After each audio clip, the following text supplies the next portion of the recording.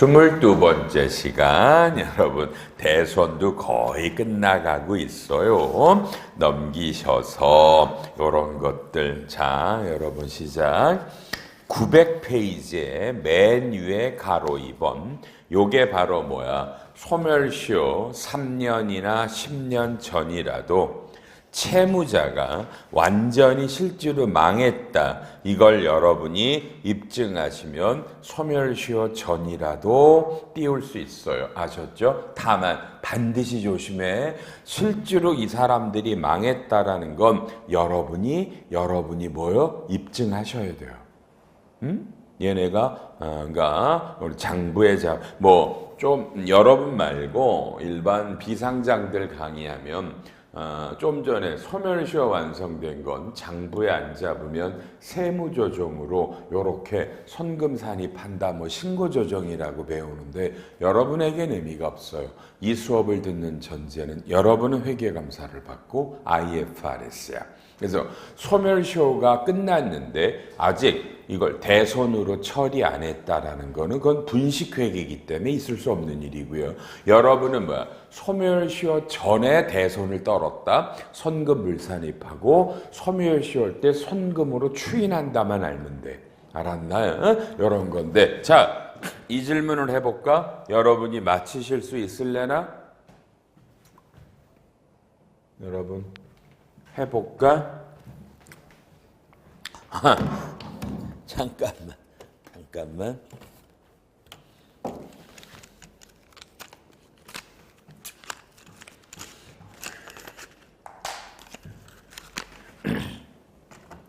시작. 여러분, 좀 전에 파산 폐지라고도 배웠어요. 파산 폐지가 2024년 12월 26일 날 파산이 폐지가 결정됐어요. 근데 여러분은 쉽게 말해서 저걸 늦게 통지를 받았어요. 제 말 이해돼요? 맨날 저것만 쳐다보고 있는 거 아니잖아. 우리는 저 회사가 파산 절차에 들어간 줄 알았다고요. 그럼 파산이 종결되는 연도의 송금이잖아. 근데 이 회사가 파산에 들어간 게 2024년이니까 우리는 내가 지금 매출 채권이 100억이 있단 말이야. 100억이 있는데 얘가 되니까 우리가 기다렸단 말이야. 그런데 나중에 2024년 결산을 마감했어. 근데 이놈이 이놈이 매출 채권에 있었던 거야. 안 떨었네? 근데 연말에 폐지 결정이 되면 요때 대손 떨라고 그런 거 아니야. 맞아요, 여러분? 그지? 조심해야 돼. 그러니까 요런 거면 여러분 요런 게 결산 조정이야. 그러니까 파산이 돼서 못 받으면, 그러니까 파산이 종결이 결정이 되거나 파산 폐지 결정이 되면 그 연도의 선금인데 결산 조정이니까 장부에 2024년에 외상 매출금을 떨고 대손으로 떨어야 손금이란 얘기인데 빨리 회사가 이거를 떨었어? 못 떨었어? 몰랐어? 안 떨었어? 그럼 봐봐. 여러분이 헷갈리면 크게 잡아줄게. 결산 조정이라는 건 여러분도 알지? 장부에 잡아야만 송금이라는 용어야. 근데 결산 조정은 이게 세법이 정한 이 연도에 떨어야 돼? 아니면 이 연도엔 안 떨어도 그냥 2025년에 요렇게 떨면 2025년도 송금이야? 맞죠? 결산 조정은 이게 결정이 된 이 연도에 무조건 떨어야 되는 거야? 아니면은 그냥 장부에 잡은 연도에 송금이라는 얘기야? 몰랐지. 후자야. 2024년에 폐지 결정돼도 이때 안 떨어도 2025년에 떨면 그냥 2025년에 선금이야. 알았나? 여러분이 공부 잘하는 사람이 되게 헷갈리는 거야. 결산 조정은 그게 확정된 연도야? 아니야. 장부에 비용 잡을 때 그 연도 송금이라는 거야. 다만 칠판 여러분 같으면 이게 택도 없는 소리지. 여러분은 아마 2023년에 이미 이렇게 떨었고 2023년에 소멸시효 완성이 안 됐다고 선금불산이 유보였을 거야.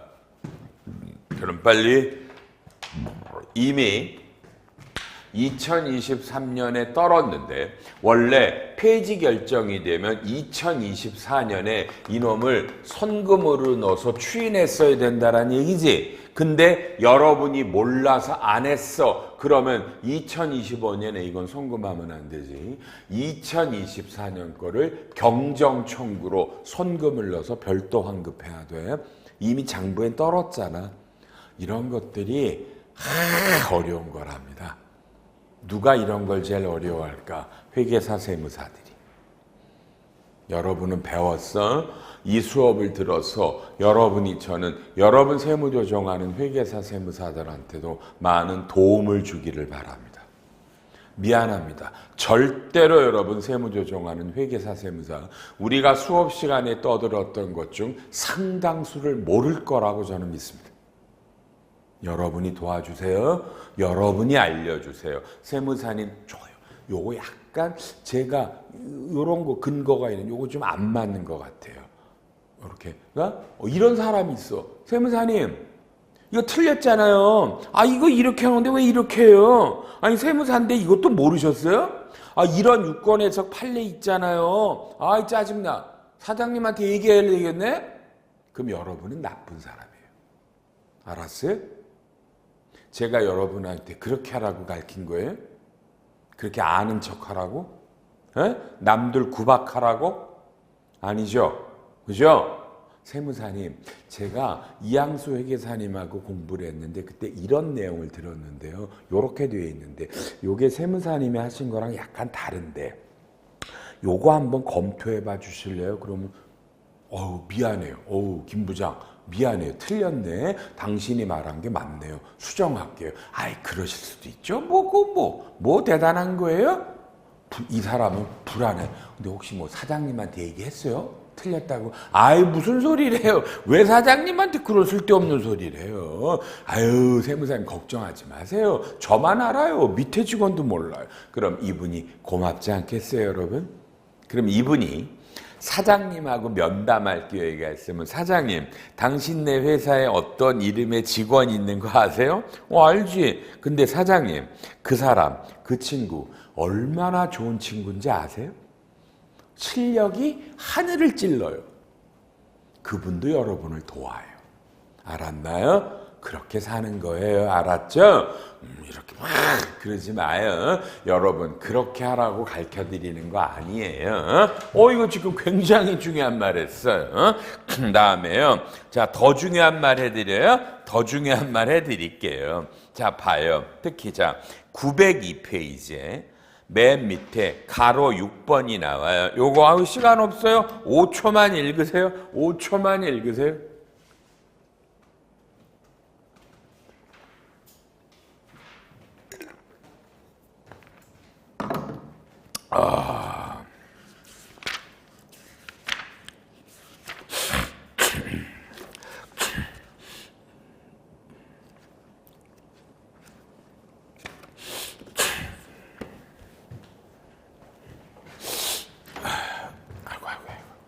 칠판 여러분이 수출을 하셨어요.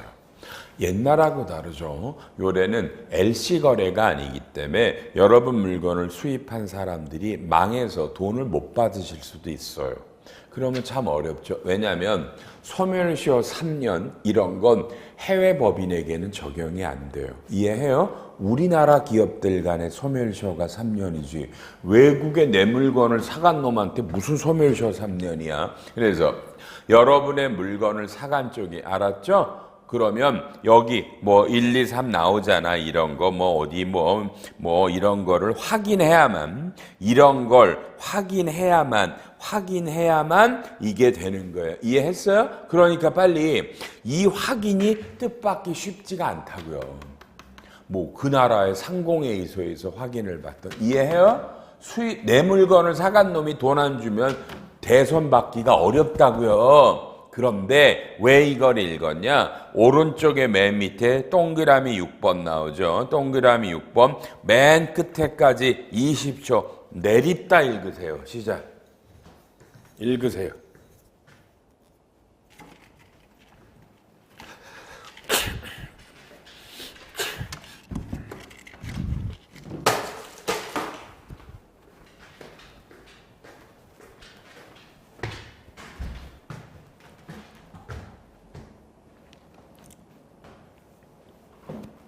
이건 중요한 거예요.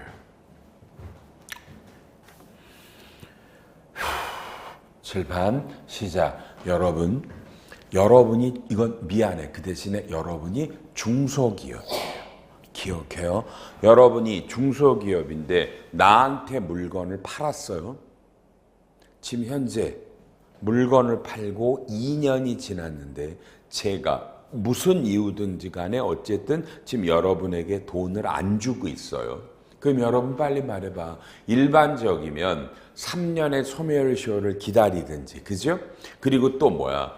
소멸시효만 지났다고 인정이 안 돼요. 여러분이 나한테 물건을 팔고 돈을 못 받으면 내가 망했다라는 것도 같이 입증을 해야 되거든요. 근데 지금 읽으셨지만 혹시 여러분이 중소기업이면 나한테 물건을 팔고 2년만 지나면 3년의 소멸시효가 지나기 전이라도 2년만 지나시면 여러분은 제가 망했다라는 것을 입증하실 필요가 없어요.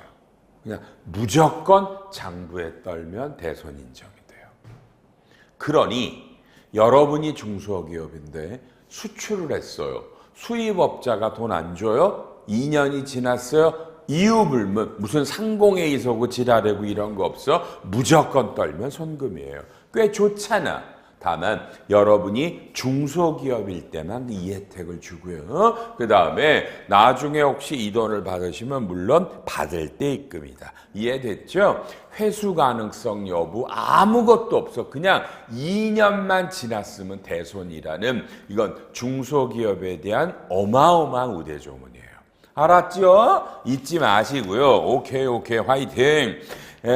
904페이지에 있는 저자주는 이건 집에 가서 읽어. 이건 일반 기업 회계기준 강의할 때는 제가 입에 거품 물고 강의를 해요. 근데 오늘은 여러분은 이게 여러분한테는 하나도 중요하지가 않아. 그래서 안 하는 거야. 양쪽이 회계가 너무 달라. 그 다음에 오른쪽에 2번 대손할 수 없는 건요. 채무보증으로 인해 발생한 구상과 특수관계에 대한 업무무관 가지급이에요. 다시 말해요. 가지급금이라도 업무 관련된 가지급은 대손충당금 설정에도 들어가고 대손금으로도 손금 인정이 돼요. 제발 잊지 말아주세요. 그리고 몇 년 전에 문제가 됐던 건요. 칠판 잠깐 볼래요? 봐. 내가 여러분에게 물건을 팔았는데요. 아니, 돈을 빌려줬어요. 돈을 빌려줄 때 우리는 특수관계인이었는데요. 그 사이에 어떤 일이 생겨서 여러분과 저는 더 이상은 특수관계가 아니에요. 오케이? 근데 여러분이 망했어요. 그럼 봐봐. 나는 여러분에게 특수관계인일 때 100억을 빌려줬는데 여러분이 망했는데 그 망한 시점에서는 우리가 특수관계가 아니면, 그렇죠? 문제가 생기잖아.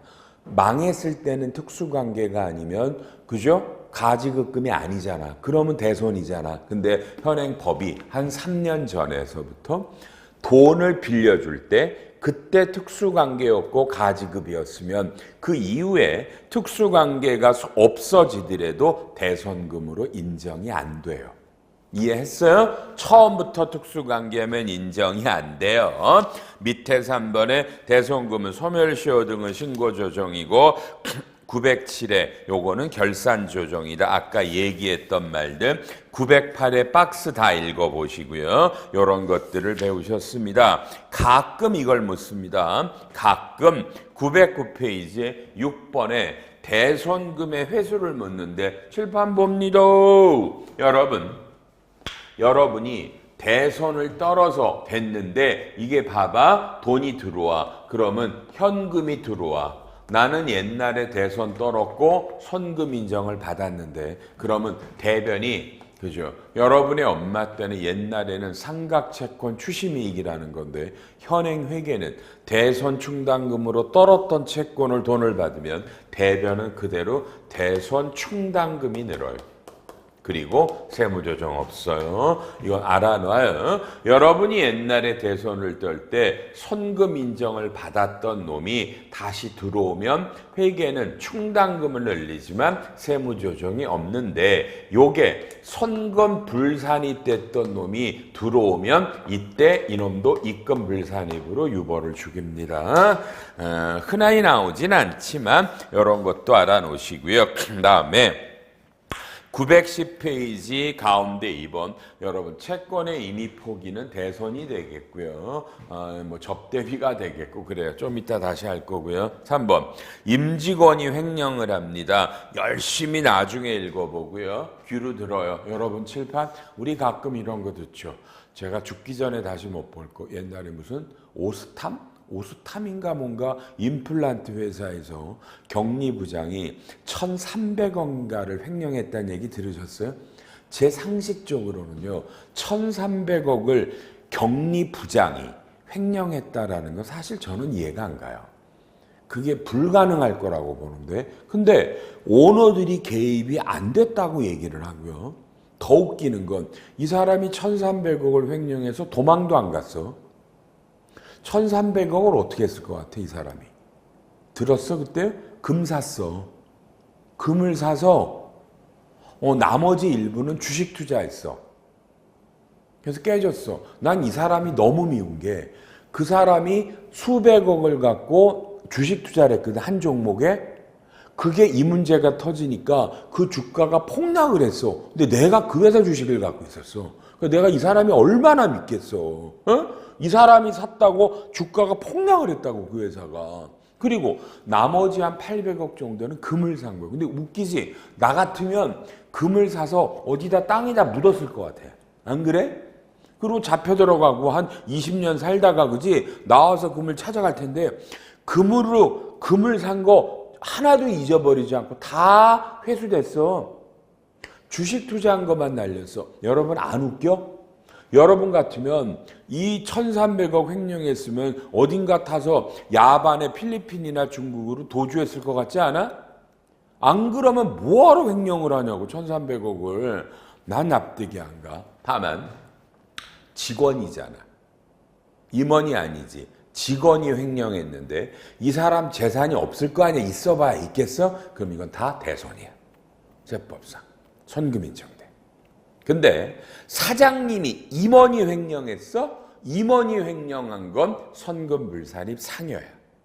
원천징수 의무도 있어. 그래서 임원은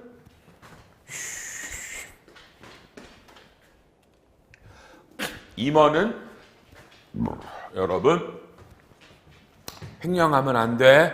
큰일 나. 저런 얘기도 있었고 넘어가고 다음에 또 어디로 가요? 세무조정 서식은 쉽고요. 그다음에 말도 안 되는 거 919페이지 해외건설 자회사. 그러니까 여러분이 우리나라의 건설회사인데 해외의 건설 자회사를 두고요. 그 회사가 해외 건설 자회사가 망해가고요. 빌려준 돈을 못 받고요. 대여금을요. 근데 동그라미에서 한번 안 웃겨? 여러분이 해외 건설 자회사에게 빌려줬는데 그게 업무 관련이고요. 웃기지?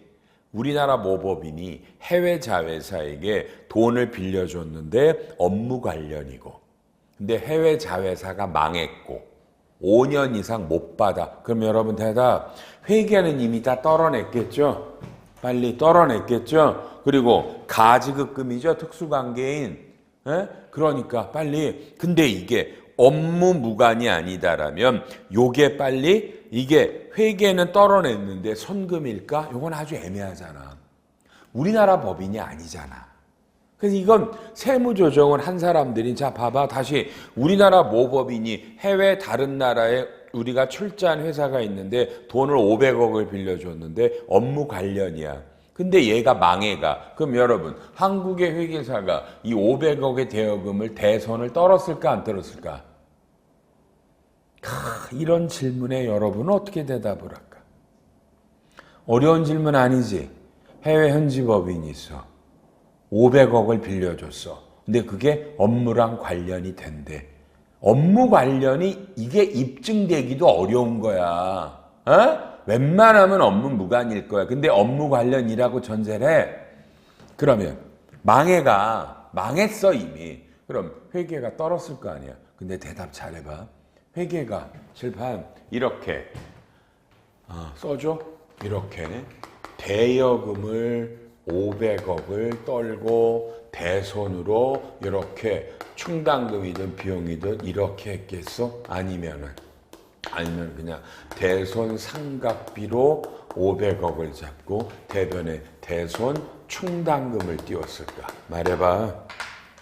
1번은 아예 회계 처리가 대여금 자체가 장부에 없는 거고, 후자는 대여금은 500억이고 밑에 대손 충당금이 500억 있다라는 얘기잖아.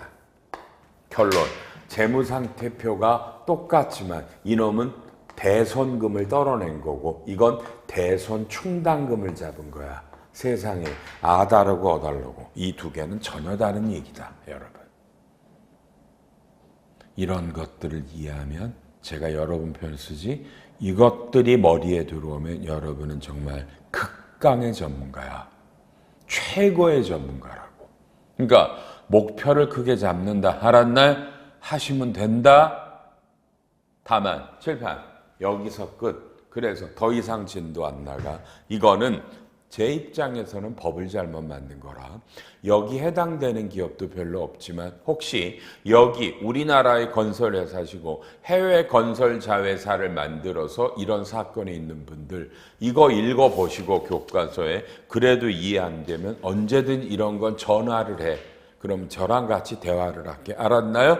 해당되는 분이 거의 없기 때문에 넘기는 거야. 다만 칠판 그거랑 상관없이 와, 회계사님 이거 뭔가 섬찟하네.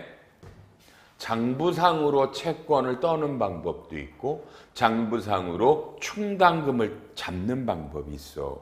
재무상태표의 밸런스 금액은 똑같지만 세법상으로 얘는 대손금이고 얘는 대손 충당금이다. 알았나? 그럼 혹시 이런 주장도 되지 않을까? 회계사님 이렇게 대손 충당금을 잡았지만 회계사님 실제로 이런 건 대손금으로 봐야 되는 거 아닌가요? 세법도 이런 질문도 나와야 돼. 극강의 전문가들. 우리나라 몇 명 없는 사람들. 오케이?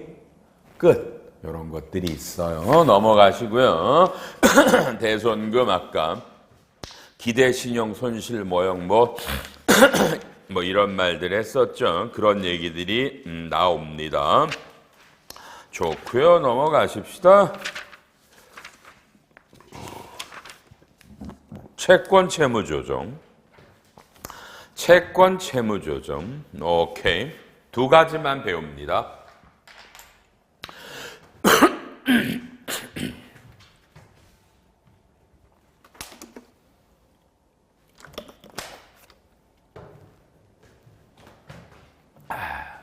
1번 봐요. 2024년 12월 31일에 여러분은 A 법인에 대한 채권이 100억이 있습니다. 근데 얘랑 합의를 합니다. 뭐요?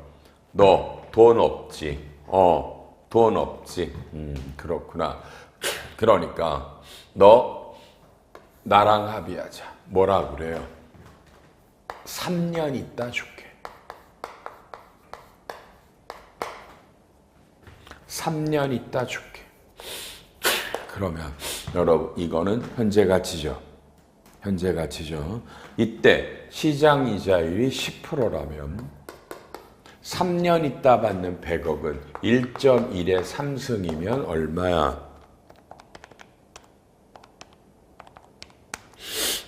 75억이야. 자, 그러면 지금 장부상으로는 외상 매출금인데 쌍방합의에 따라 그쵸? 요렇게 바뀌었죠. 3년 있다 100억을 받아도 이건 현재 가치로 따지면 75억입니다. 동의합니까? 여러분이 전표를 끊으실 수 있어야 됩니다. 끊어볼래요? 이렇게 끊는 거야. 여러분 이렇게 끊는 거야. 여러분 예상하고 달라. 여러분은 지금 외상 매출금을 25억을 뭐 줄여야 될 것 같지? 아니야. 그냥 일단 이건 뭐야? 장기성 외상 매출금. 그죠? 유동 자산이 아니잖아. 그러니까 비유동 자산으로 100억을 만들고 자, 외상 매출금을 100억을 죽이고 현재 가치 차익이 25억이죠. 요 25억을 차변에 대손 상각비 대변에 자, 대손 충당금을 잡는 거야. 그러면 지금 재무상태표에는 요렇게 나오겠죠. 여러분 대답. 자, 이거는 세법이 요 25억은 쉽게 말하면 뭐야? 선금으로 인정이 돼 안 돼. 일단 이렇게 잡고 삼각 후 원가니까 그죠 여러분 뭐야? 매년마다 환입하잖아. 그래서 매년마다 대손 충당금을 죽이고 대변에 수입이자를 잡아가는 거야. 이런 거. 여러분 잘 아시는 이게 삼각 후 원가법. 대답. 요 25억 선금 인정돼 안 돼? 아이씨 되게 어렵네 그죠? 어렵죠? 어렵죠. 자 그래서 943페이지에 보면 지금 이거야. 채권자죠. 채권자입니다. 내국법인이 기업회계 기준에 따라 채권의 재조정에 따라 채권의 장부가액과 현재 가치 차익을 대손금으로 잡으면 선금입니다. 오케이? 칠판 선금이라고요.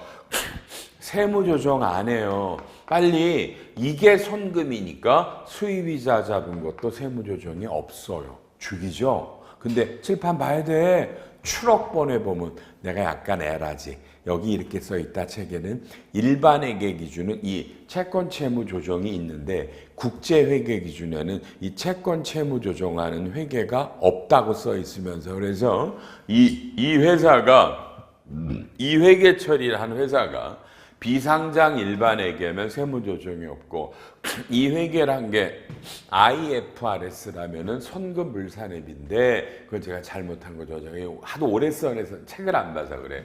국제회계가 1100 여러분 9호라는 게 나온 거 금융상품 아시잖아요. 그죠? 이게 기억나요? 2018년이거든요. 2018년에 IFRS가 1109호가 새로 나오면서 국제회계 기준에도 이 채권 채무 조정이 있어요. 그래서 현재 일반회계든 국제회계든 이런 식으로 회계 처리하는 건 둘 다 세무조정이 없어. 책에는 세무조정 한다고 써놨어. 에라라고 이해해주고 추록에 보면 써있어. 추록 안 보시면 여러분 잘 책임이야. 추록 안 보면 됐고요. 칠판 마지막.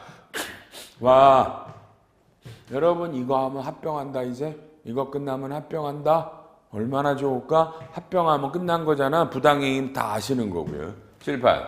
자, 여기서 이번에는 A라는 법인이 그렇죠? B라는 법인에 대해서 채권이 여러분 100억이 있어. 근데 B가 줄 돈이 없어. 그래서 어떻게 한 거야? 쌍방합의로 여기다가 B회사 주식을 주기로 한 거야. 여러분 이런 걸 출자전환이라고 부르는 거예요. 오케이?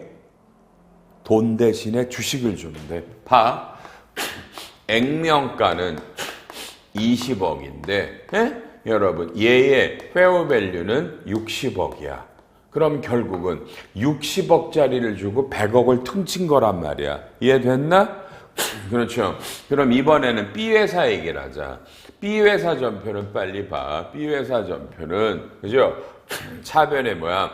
외상 매입금이 100억이 없어지고 대변에 자본금은 20억이고 요 차이가 주식 발행 초과금이고, 그죠? 요 나머지가 우리 첫날 한 것 같은데 이게 채무 면제 이익으로 40억이고 이게 회계야. 이해하셨죠? 이건 당연한 말이잖아. 이렇게 하는 거고요. 근데 이제 다시 와서 여기서 A법인 입장 잘 봐. A법인은 대변에 외상 매출금은 빨리 얼마 없어졌어. 근데 자, 유가증권이니까 여러분은 FVOCI야. 여러분 논리론 이렇게 하겠지. 여기서 이제 숫자를 잠깐 바꿀 거예요. 채권이 110억이야. 이 말은 10억이 부가세가 있을 거 아니야. 잘 봐 여러분 전표.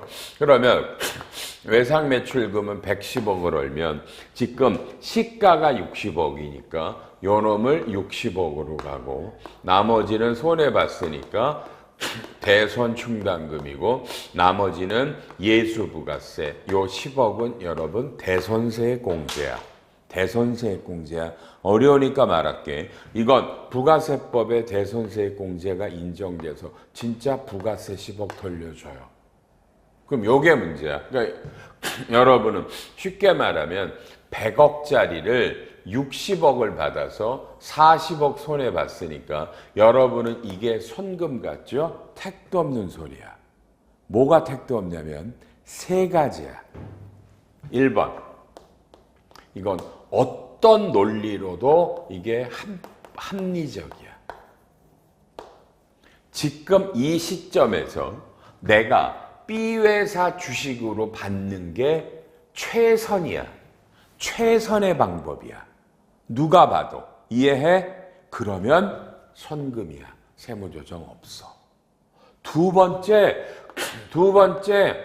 이게 누가 봐도 합리적이지가 아니라 그냥 뭐야, 쌍방합의로 밀어준 거야. 그러면 저놈은 접대비야. 세 번째, 이렇게 출자 전환이 내가 한 게 아니라 여러분 아까 뭐 법원에 파산에 들어가서 법원의 판결로 한 거야. 법원의 판결로 빨리 말해. 이게 뭐야? 회생계획의 일부 결정으로 그렇게 된 거야. 에? 법원의 결정으로 한 거야. 이게 제일 어려워. 그러면 법원의 판결로 따지면 세법은 유가증권을 100억으로 놓으라는 거야. 선금 인정 안 해주겠다는 거야. 나중에 요 유가증권을 팔면 장부가가 높으니까 그때 처분 손실이 생기면 그때 손금이야. 지금은 손금이 아니니까 세법상 요 대손 충당금을 부인해서 입금 산입 유가증권 40억 유보야. 세 가지가 있어. 손금도 있는데 여러분 봐. 웬만하면 국세청이 저렇게 출자 전환을 잘한 거야. 넌 어쩔 수 없었어. 이게 최선이야. 이러긴 쉽지 않을 것 같아 저는. 와, 나 참 이번 강의 별걸 다 하네. 나 이런 거 강의한 거 오랜만에 강의하네. 나 이런 거 원래 강의 안 하는데 이번 시간에는 거의 다 했어 여러분. 제가 마음 먹고 강의했거든. 마음이 뭔 줄 알아 여러분? 내가 다시는 이런 거 강의할 기회가 없을지도 모른다. 내가 체력적으로 못할지도 모르고 학원이 망할 수도 있고, 그죠? 이런 비장한 마음으로 올해는 지금 다 했어. 이 강의 하나를 남기려고. 알았죠? 도움되시길 바랄게. 여러분, 와, 죽인다. 빨리 넘겨. 뭐 나온다 이제 여러분? 합병 나온다. 합병하자 여러분. 합병. 좀 치우고 읽고 있어. 편하게 읽고 있어 이제 여러분. 읽고 있어.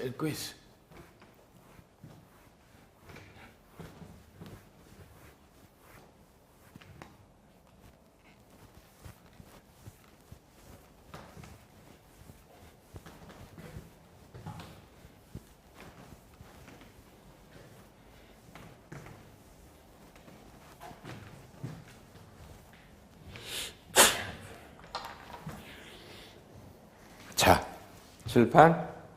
여러분 역시 뭐 책 하나도 안 봐요? 덮으세요. 안 볼 거니까. 뭘 합병을 책을 봐. A라는 법인이 있었고요. B라는 법인이 있는데, 그렇죠? 어떤 이유든 간에 상당히 오랜 시간을 검토해서 7월 1일에 B라는 법인이 A라는 법인을 합병하기로 했습니다. 7월 1일은 합병 등기일을 말하는 겁니다. 그래서 B를 합병 법인이라고 부르고 A는 피합병 법인이라고 부르는 겁니다. 혹시 모르실 겁니다. 대답. 왜 합병 등기를 7월 1일 날 때립니까? 보통 말일자로 합병하는 거 아닙니까? 여러분은 일일자로 합병합니까? 말일자로 합병합니까? 100% 일일자로 합병을 해. 왜 그런 줄 알아? 등기가 하루 늦게 떠. 하루 늦게 떠. 실제로는 6월 말 합병이야. 등기가 그 다음날 뜨기 때문에 여러분이 접하는 합병은 다 일일자 합병으로 떠. 실제로는 합병 기일은 6월 말이라는 얘기야. 알았다고 치고 이런 것도 아무도 안 가르쳐주니까. 알았죠? 그러면 이유가 있을 거 아니야. 여기서 여러분 맞지? 여기서 B와 A가 합병하는 이유가 있을 거 아니야. 뭐 여러 가지 이유가 있을 거 아니야. 그래서 우리나라 역사상 가장 거대한 합병은 2015년에 제일모직이 삼성물산을 합병한 게 역사상 가장 거대한 합병이잖아. 제일모직이 물산을 먹은 거야. 물산이 모직을 먹은 게 아니라. 여러분 그러면 제일모직이면 뭐야? 이게 쉽게 옷 만드는 회사 같지? 아니야. 그 전에 삼성의 지주회사인 에버랜드가 제일모직을 합병했어. 그리고 이름을 제일모직으로 바꾼 거야. 그래서 그게 물산을 합병했고 그 다음에 이름을 물산으로 지금 바꾼 거야. 그래서 지금 현재 삼성물산은 과거에 삼성물산, 제일모직, 에버랜드라는 어마어마한 세계 기업이 하나가 되는 거고 이 합병한 건 당연한 거 아니야. 삼성의 회장이라고 하는 이재용 회장의 경영권 확보를 위해서 합병한 거 아니야. 맞지 않아? 누가 뭐라 그래? 뭐 쓸데없는 말 말고 답은 그거 아니야? 그리고 그 합병을 잘못했기 때문에 뭐야? 이재용 회장 감옥 2번이나 갔잖아. 지금도 3번째 갈 확률도 있고. 에? 그럼 여러분 5초 안에 대답해. 삼성은 제일모직을 물산과 합병하는데 뭘 잘못했기 때문에 회장이 2번이나 감옥 간 거야? 5초. 뭘 잘못한 거야?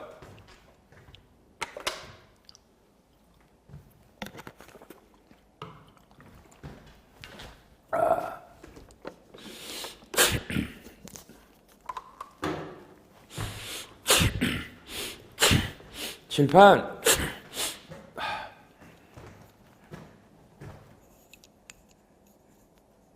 저는 사실 이런 거 참 많이 물어봐요. 물산과 모직의 합병에 무슨 문제가 있나요? 저는 그리고 여러분이 그런 걸 알고 있어야 된다고 보고요. 여러분 봐. 이거랑 비슷한 사건 혹시 들어봤나? 삼성에는 삼바라는 삼성바이오로직스라는 회사가 있어. 삼성에는 삼성 에픽스라는 회사도 있어. 그래서 삼바가 에픽스 지분에 따라 무슨 분식회계라고 소송에 걸려 있는 것도 아나요? 알아? 이건 뭘 잘못했다고 소송에 걸렸어? 아직도 안 끝났어. 이 소송은 대법원까지 가야 돼. 근데 여러분 혹시 몰라? 제일모직이 삼성물산을 합병한 것도 2015년이고 삼바가 삼성에픽스라는 분식회계를 했다는 연도도 똑같은 2015년이야. 대답. 우연의 일치일까? 우연의 일치야? 둘이 연결돼 있나? 힌트 더 줘. 삼성바이오로직스의 대주주가 제일모직이야. 그럼 여러분은 회계사님 삼바든 에픽스든 물산이든 제일모직이든 내가 뭐랑 관련이 있어요? 제가 그런 삼성도 아닌데. 그러면 여러분은 미안해. 이런 수업도 뭐하러 들어 그러면? 뭐하러 들어? 여러분 회사에 있는 것만 하지 그래 왜? 여러분 회사에 있는 것만 해. 이런 거 알 필요 없다고 생각하면. 그러니까 그런 게 아마 여러분과 나와의 차이일 거야. 그래서 저는 난 몰라. 다 알아란 얘기야. 다 알아라. 알았죠? 다 알라고 얘기를 하면 다 알긴 어려워도 막 늘어날 거니까. 오케이. 언젠가 지금 했던 얘기는 고급 회계를 들으시면 합병할 때 무슨 문제, 삼바와 에픽스의 분식회계 문제, 둘이 어떤 영향이 있는지 아주 제가 적나라하게 얘기해 드립니다. 고급 회계 시간에. 그러니까 고급 회계는 합병과 분할과 지분법과 연결을 하는 시간이야. 재밌지 않을까 여러분? 들으러 오지 그래요. 문제는 이런 이유로 뭐 합병 계약서도 쓰고 뭣도 써서 그죠? 자 했어.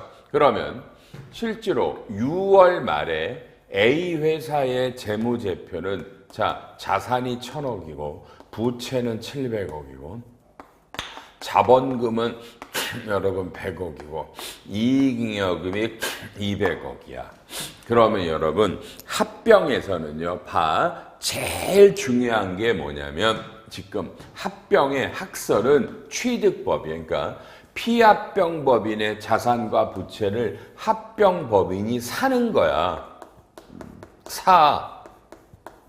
그러면 여러분 그 돈은 이 A법인의 주주에게 줄 거 아니야. A가 없어지니까. 그거를 합병대가라고 불러. 합병대가는 돈으로 주는 경우도 있고 B회사가 합병법인이 자기의 주식을 증자해서 주는 경우도 있어. 물론 소액합병은 가지고 있는 자기 주식을 주는 경우들도 있고. 여러분 말해봐. 합병 대가를 여러분은 주로 현금을 줄 것 같아? 주식을 줄 것 같아? and 이 B법인의 오너는 돈을 주는 걸 선호할 것 같아? 주식을 주는 걸 선호할 것 같아? 빨리 말해봐. 모르겠어? 생각을 하라니까? 자, 생각할 시간을 줬으니까. 자, 돈으로 주면 법인세법에서 이런 거를 비적격합병이라고 부르고 주식으로 주면 적격합병이라고 불러. 적격합병은 과세가 이연이 되고 자 비적격합병은 과세가 이연이 안 돼서 비적격합병은 여러분 뭐 어마어마한 세금을 얻어 터진다. 일단 무슨 세금인지 들어 이제부터.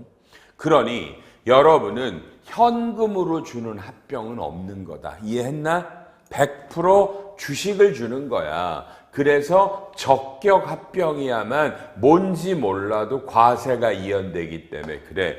근데 여러분 칠판. 근데 오너는 뭐야? 오너는 당연히 현금으로 주고 싶어. 왜? 나는 이 회사 지분율이 몇 프로 있는데 내 회사 주식을 얘네한테 주면 얘는 내 대주주는 자연히 지분율이 낮아질 거잖아. 빨리 맞다 그래.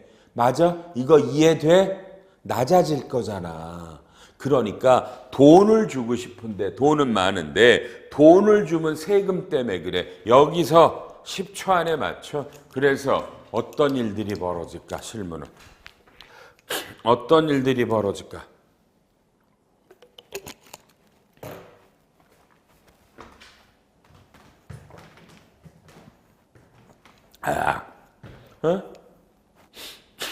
다 감았어? 여러분 됐어? 자, 이 회사가 쉽게 가봐. 그냥 갑이라는 사람이 100%를 갖고 있대.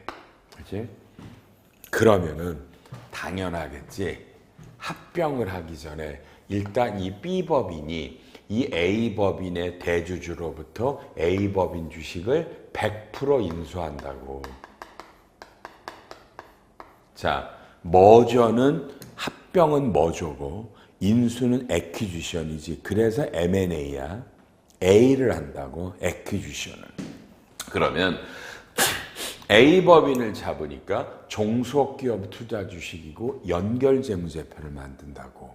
그리고 봐서 적당할 때 1년, 2년, 3년 지나서 그때 합병을 해. 그러면 이미 B는 A법인 주식을 100% 갖고 있지. 어저께 우리가 이걸 무증자 합병이라고 그랬어.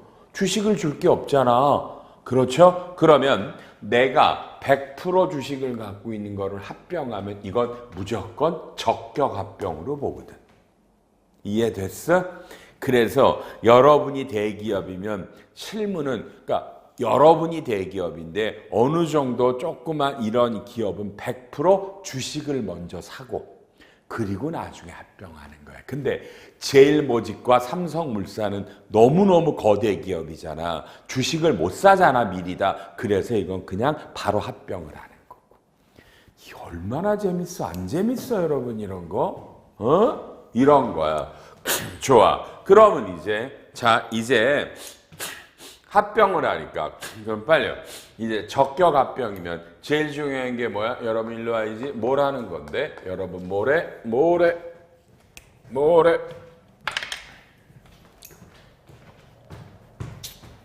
여러분 합병 비율을 구합니다.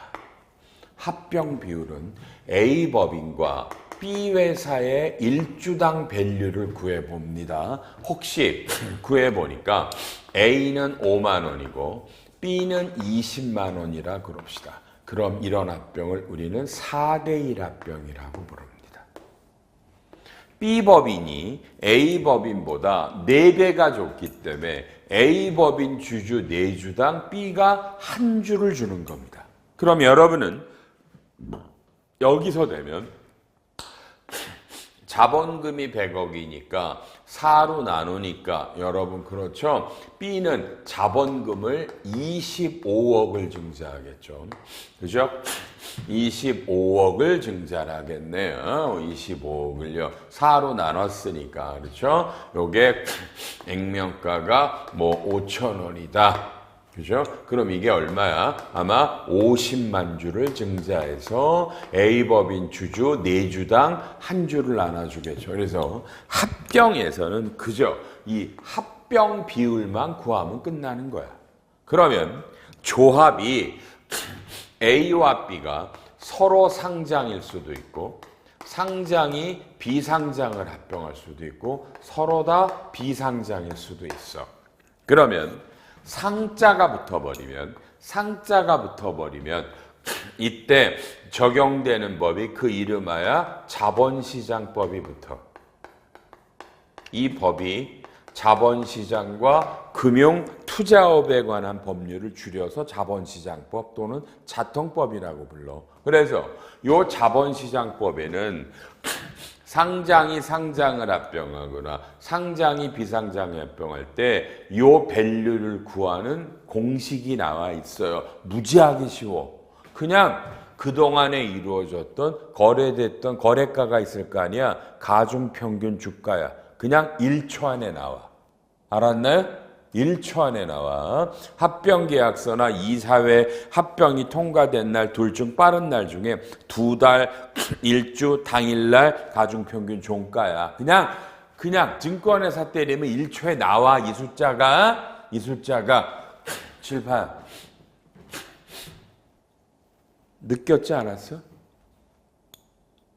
제일모직이 삼성물산을 먹었어. 근데 오너가 감옥 갔다고? 왜 그랬겠어? 이 금액이 어떤 날 그 전에 이루어졌던 거래가들의 평균이라며. 그러면 조작을 할 수 있었겠지. 그지? B가 오너야. 그럼 여기를 오버밸류 시키고 여기를 낮출 수 있겠지. 의도적으로 A법인 주식 떨어뜨리는 건 쉬운 거야. 소문 하나 내고. 좀 안 좋아지는 것 같은데? 그지? 내다 팔고 그럼 주가 떨어지지. 그래서 제일모직이 삼성물산 합병하면서 의도적으로 삼성물산 주가를 떨어뜨렸다라는 거야. 왜? 처음에 원래 평균 주가는 여러분 2대1이었어. 물산이 제일모직보다 주가가 그래도 절반은 갔거든. 근데 의도적으로 떨어뜨렸어. 그래서 실제로 합병 비율이 3대1로 갔어. 실제로 물산이 5만 원이고 제일모직을 15만 원을 써. 원래 2대1인데. 그러니 제일모직이 물산 주주들에게 주식을 적게 나눠줬단 말이야. 근데 하필이면 이 물산의 대주주가 여러분이 늙어서 밥 먹고 사는 국민연금이야. 국민연금이 손해보니까 대답 화나 안 나? 화나지? 늙어서 연금도 못 받을 것 같은데 그지? 그래서 감옥 간 거야.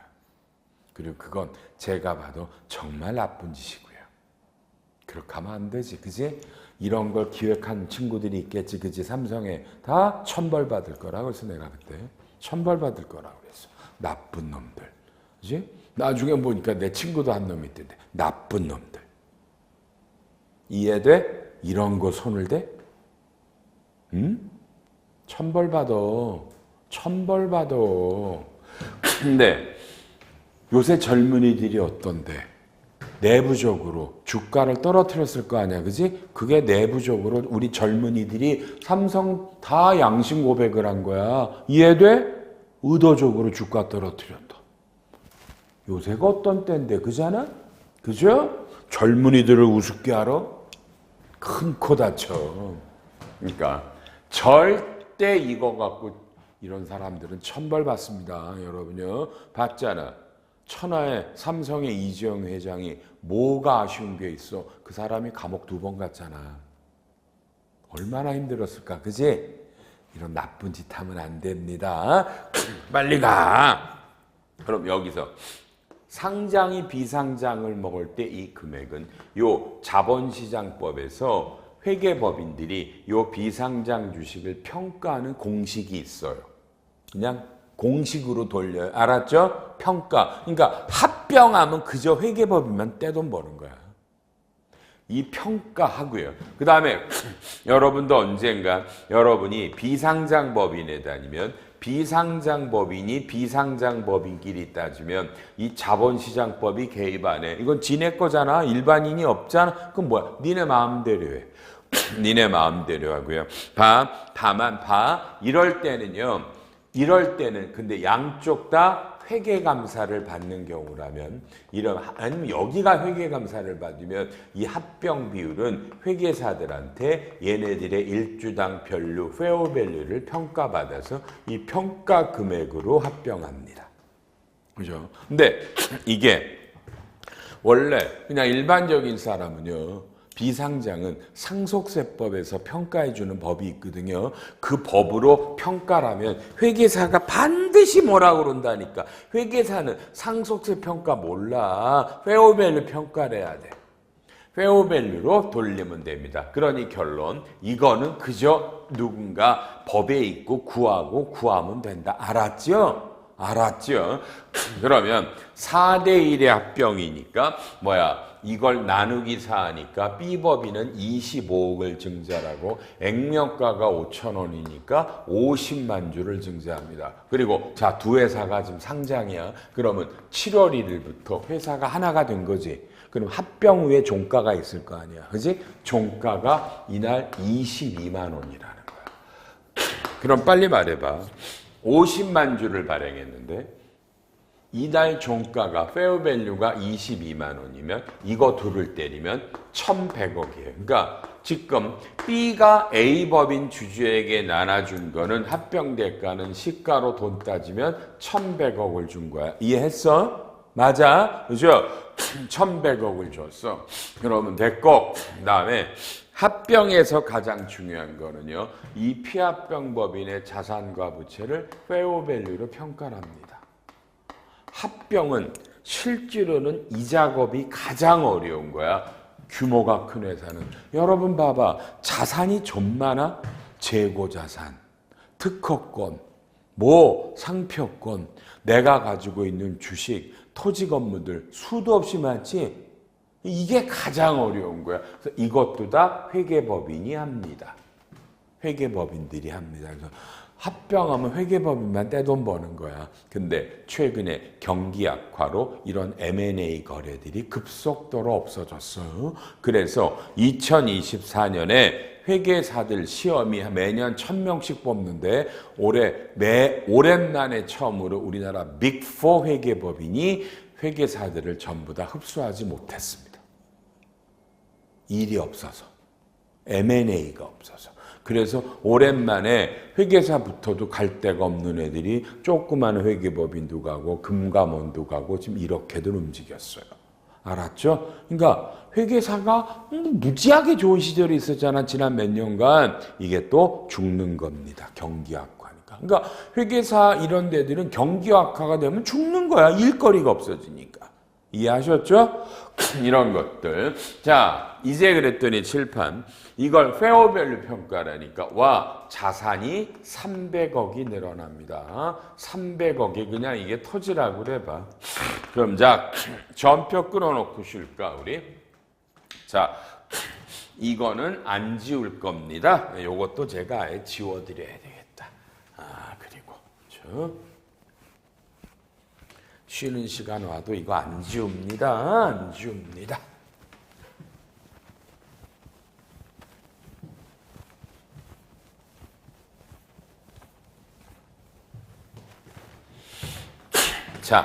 자, 이제 7월 1일 날 B법인은 전표가 들어갑니다. 자산은 시가대로 산 겁니다.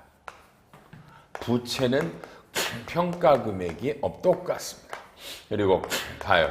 자본금은 B가 증자한 돈은 25억입니다. 그리고 요 1,100억이 페어밸류이기 때문에 액면가와의 차액이 이게 주식 발행 초과금입니다.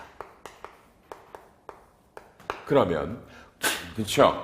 우리가 아까도 했는데 빨리요. 여기서 자산에서 부채를 빼면 600억인데 실제로 준 돈은 1,100억이니까 요거와의 차익이 500억이 영업권이에요. 그래서 여기서 차변에 요놈이 영업권 500억입니다.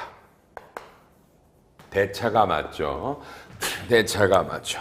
그래서 여러분은 인간이기 때문에 쌍방이 맺은 합병 계약서에 B가 A를 먹으면서 나는 너희들에게 영업권으로 밸류로 500억을 주너라 이런 계약이 있을 것 같죠? 택도 없는 소리 하지 마세요. 회계 영업권은 자산 부채를 페어밸류로 평가를 하고 증자된 액면가와 이 증자된 주식의 페어밸류와의 차익이 왼쪽에 나오면 여러분 이게 염가매수 차익이고요. 여러분 이게 오히려 이쪽이 비면 이게 염가매수 차익이에요. 그래서 염가매수 차익은 수익이고요. 요거는 무형자산이라고요. 다시 한번. 합병계약서에 영업권들이 언급이 없고요. 자산 부채를 페어밸류로 평가하고 내가 나눠준 주식의 페어밸류를 구해서 주발초를 잡고 이게 왼쪽이 비면 영업권이고요. 오른쪽이 비면 염가매수 차익이라는 수익이라고요. 알았어요? 참조로 제일모직이 삼성물산을 3대1로 합병하면서는요. 세상에나 염가매수 차익이 2조가 떴습니다. 장부에. 2조가.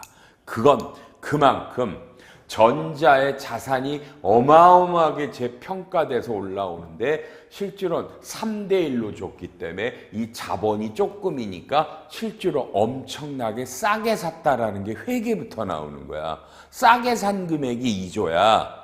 그래서 법원의 판단도 주가를 조작해서 삼성의 오너들한테 지분의 혜택을 준 거다. 나쁜 놈들. 그래서 감옥 가고 이 일에 개입된 사람 대부분 다 감옥 갔고 알았죠? 다 잘리고 그랬습니다. 삼성 입장에서 맞죠? 오너를 감옥 보낸 거죠? 그죠? 그러면 삼성에 있으면 안 되죠. 오너를 감옥 보냈으니까. 그래서 이 일을 한 게 삼성에는 옛날에 미전실이라고 있어요. 미래전략실. 그 미전실이 자체가 해체됐고요. 거기 있는 임원들 다 잘렸고요. 상당수 감옥 갔고요.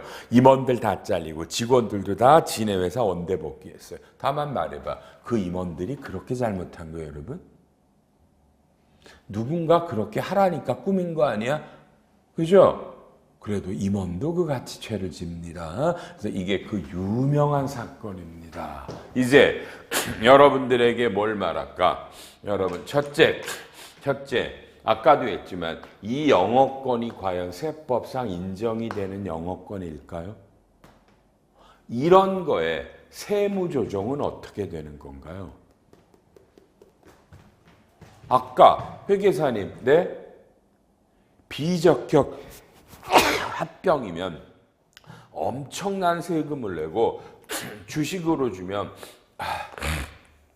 과세가 이연된다는데 회계사님 어떤 과세가 이연되는 거예요? 또 들어보면 회계사님 합병할 때 이연법인세가 뜬다면서요? 그러면 뭐예요? 다음 시간에 그 얘기를 하면서 이제까지 꼭 묻혀놨던 뭐 합병 차익이라는 용어가 있었죠. 합병 차익. 그게 뭔지, 그게 뭘 그걸로 배당을 주면 혜택이 있는지 이제 그 얘기를 하고 마감을 합니다. 얼마 안 남았네. 쉬었다 합니다.